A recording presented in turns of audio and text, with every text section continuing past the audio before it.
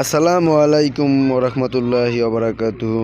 প্রিয় দর্শক, চলে আসলাম ছোট্ট একটি ভিডিও নিয়ে আপনাদের সামনে আপনাদের কাছে শেয়ার করার জন্য। তো বন্ধুরা, কেমন আছেন সবাই? আশা করি ভালো আছেন এবং অনেক অনেক ভালো থাকবেন এই কামনাই করি।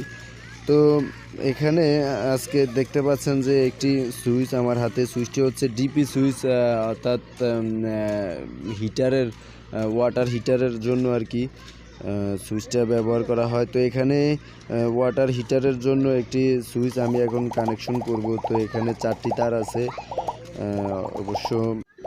কাজটি অবশ্য কঠিন কিছু নয়, অনেকেরই জানা পারার কথাও। তবে যারা পারেন তো পারেনই, আর যারা না পারেন তাদের জন্য আজকের এই ভিডিওটা।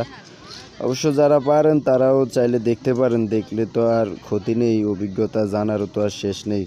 তো যাই হোক, এখানে 4টি তারের মধ্যে 2টি হচ্ছে ইনপুটের জন্য আর 2টি হচ্ছে আউটপুটের জন্য, এবং আমাদের সুইচেও 5টি টার্মিনাল আছে। তার মধ্যে 4টি টার্মিনালে হচ্ছে 2টি ফেজ টার্মিনাল আর 2টি হচ্ছে নিউট্রাল টার্মিনাল আর একটি হচ্ছে আর্থিং টার্মিনাল।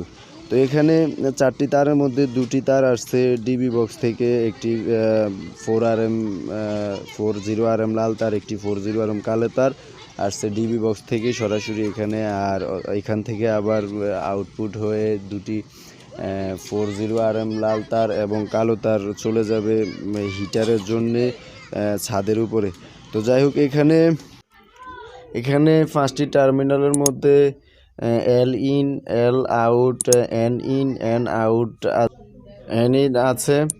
তো অর্থাৎ এল দ্বারা লাইন বোঝায় আর এন দ্বারা নিউট্রাল বোঝায়। লাইন অর্থাৎ ফেজ। তো এখানে যেখানে লাইন ইন এবং লাইন আউট লেখা আছে, ইনের মধ্যে ডিবি থেকে আসা ইনপুটের তারগুলা সংযোগ হবে, আর আউটের মধ্যে এখান থেকে সাপ্লাই হওয়া অর্থাৎ আউটপুট হওয়া তারগুলা কানেকশন হবে। তো এখানে দেখতে পাচ্ছেন 2টি তার লাল তার বরাবর একসাথে, এক পাশে এল ইন আর এক পাশে এল আউট। সেম টু সেম কালো তারের ক্ষেত্রেও এক পাশে নিউট্রাল ইন আর এক পাশে নিউট্রাল আউট, এভাবে কানেকশন হয় আর কি। তো বন্ধুরা, আশা করি বুঝতে পারছেন আমি যা করেছি, যতটুকু সম্ভব হয়েছে করে দেখিয়েছি। আশা করি বুঝতে কোনো সমস্যা হয় নাই। তো আজকের মতো এখানেই শেষ করছি বন্ধুরা। আগামী ভিডিও দেওয়া পর্যন্ত ভালো থাকবেন, সুস্থ থাকবেন এবং সব সময় আমাদের সাথেই থাকবেন। আর আমাদের চ্যানেলটি সাবস্ক্রাইব করে পাশে থাকা বেল আইকনটি ক্লিক করে দিবেন, অল করে দিবেন। আসসালামু আলাইকুম ওয়া রাহমাতুল্লাহি ওয়া বারাকাতুহু।